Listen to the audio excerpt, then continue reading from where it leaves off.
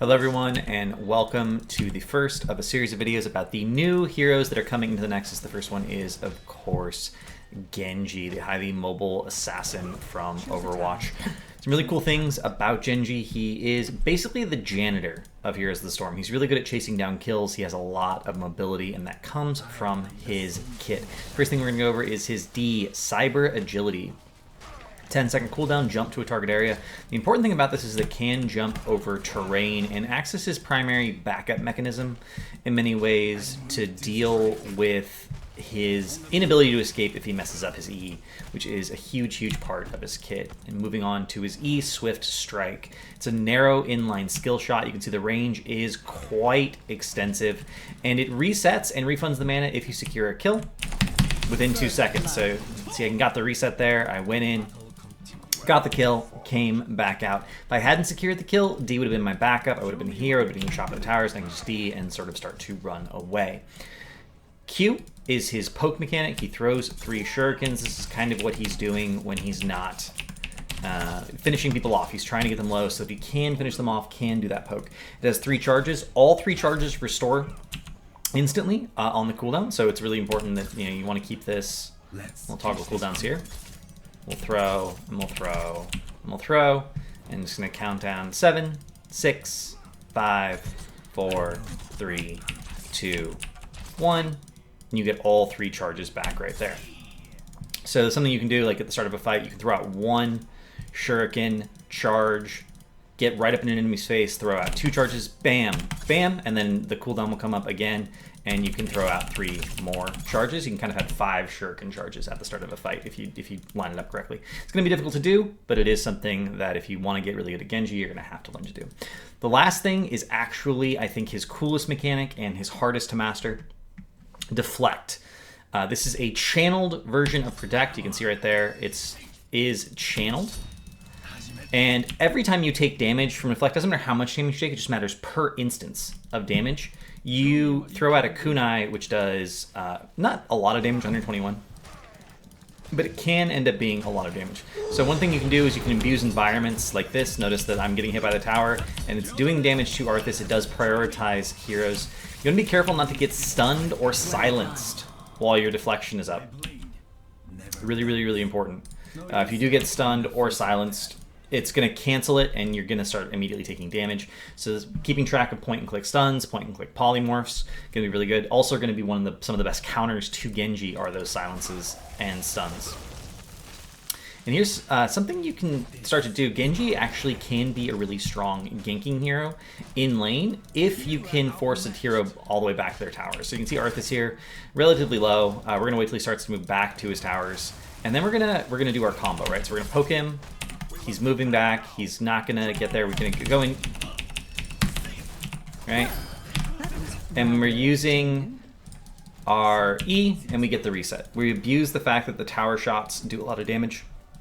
Anything that attacks really fast, Lucio, Tracer, Tychus, those are going to be heroes that if they focus you, you can end up doing a lot of damage to their team by properly timing your deflect. This is his primary burst mechanic and his primary finishing mechanic in many ways. One last note about Genji's mechanics.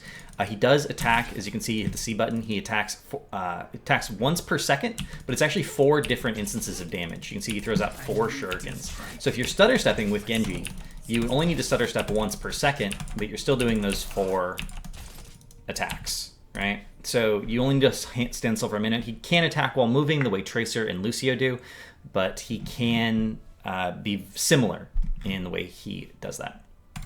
The last thing we're going to go over are talents, starting with his heroics. Dragon Blade is highly mobile. It temporarily replaces his Q, and you can do a lot of damage over a sustained period of time. You can use it for a lot of mobility. This is chasing people down very effectively. Genji's already an extremely mobile hero, so chasing down otherwise immobile heroes is going to be really strong for him. He's going to be really strong against all the mobile heroes who are relatively fragile. Vala, Tracer, Zeratul. Although Zeratul's kind of an interesting death match because neither one can really disengage from the other. And this helps with that aspect of it. His other heroic is his X Strike. This is an important heroic because it gives you an invulnerability frame when you cast it. right there. He's completely invulnerable during the animation. He can use it to dodge skill shots. He can use it as an escape over a wall if he's completely out of escape, something like that. It does have, you know, a reasonable long cooldown for that, 80 seconds, but you think there's all sorts of ways that you can use these abilities. There's also a really good follow-up for wombo combos. If your team has a lot of CC, you can pretty much guarantee that someone's going to go down. It is a 1.25 second cast time, so even something like a Muradin Stormbolt or a ETC Power Slide is enough to secure that kill. Last thing, talents. Obviously, a new year, you don't exactly know which talents are going to be the best ones. There's going to be situations where some are better than others. I think all of his level 1 talents are pretty good. Agile Dismount's a really good ganking talent because you can be mounted and get that increased range. Pathfinder gives you some interesting options on maps that are very, very terrain heavy, like Infernal Shrines and Cursed Hollow. Swift as the Wind is just, I think, the generic easy talent that gets the most consistent value. Shuriken Mastery increases your poke significantly. Shurikens by themselves don't do a lot of damage. So if you are in a situation where people aren't consistently low, you're not consistently securing kills, Shuriken Mastery will help you get people low and then you already have the tools to secure those kills. So it helps out quite a bit. That said, a max range strike at the heart.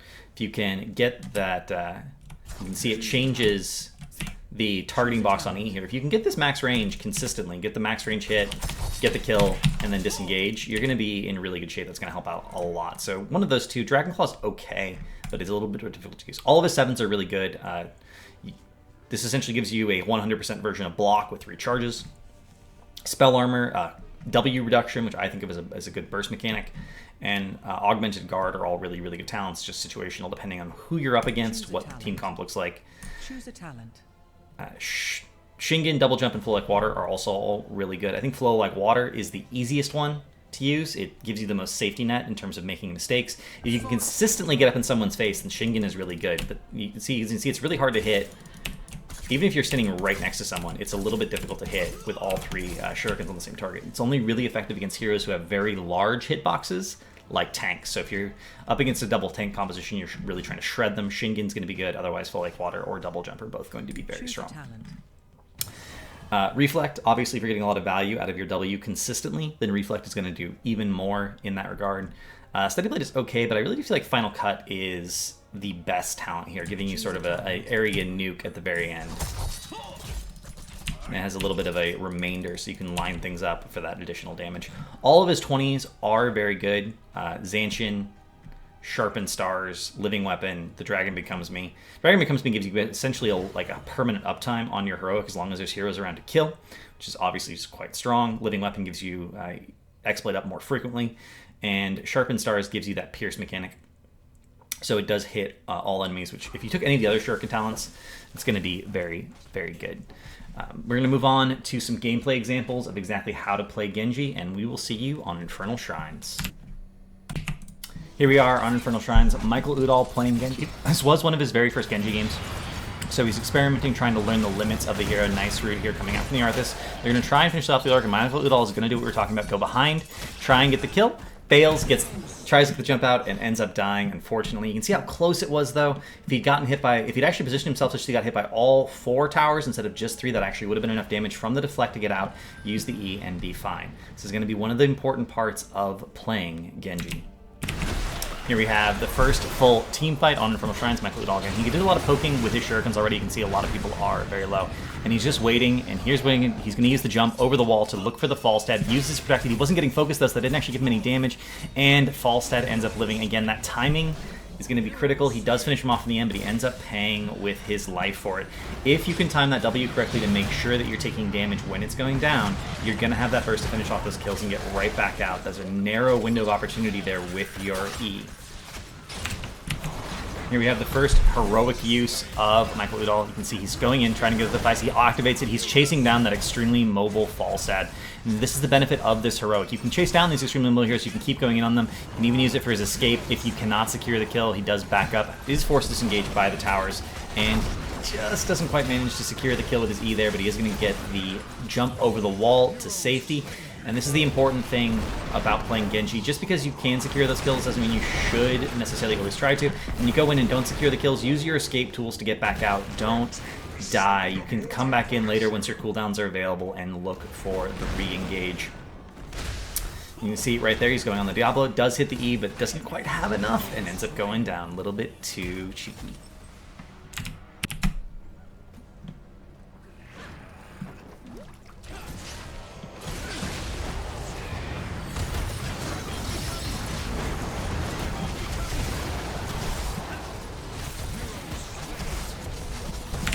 Moving on into the next team fight, you can see already brawl going down. Both heroes are extremely low. Michael Udall tries to jump out. He looks for the re-engage here. He's probably looking to see if he can get Fluke over the wall. Looks for it, gets the jump, but the evasion. Gets hit by the tower, unfortunately, so he takes that damage. And he is going to hide in the nook, waiting to see if anyone overextends who is low. There are a lot of potential targets here. Does see Fluke. Tries to get the kill, both protect at the same time, unfortunately negating each other, and Michael Udall is out for the moment. Tries to get away, extremely low on health, misses the grab hand, a little bit of B-step, and then instantly into the Entomb. This is the reason you should jump over terrain and not B-step a Leoric with Entomb up.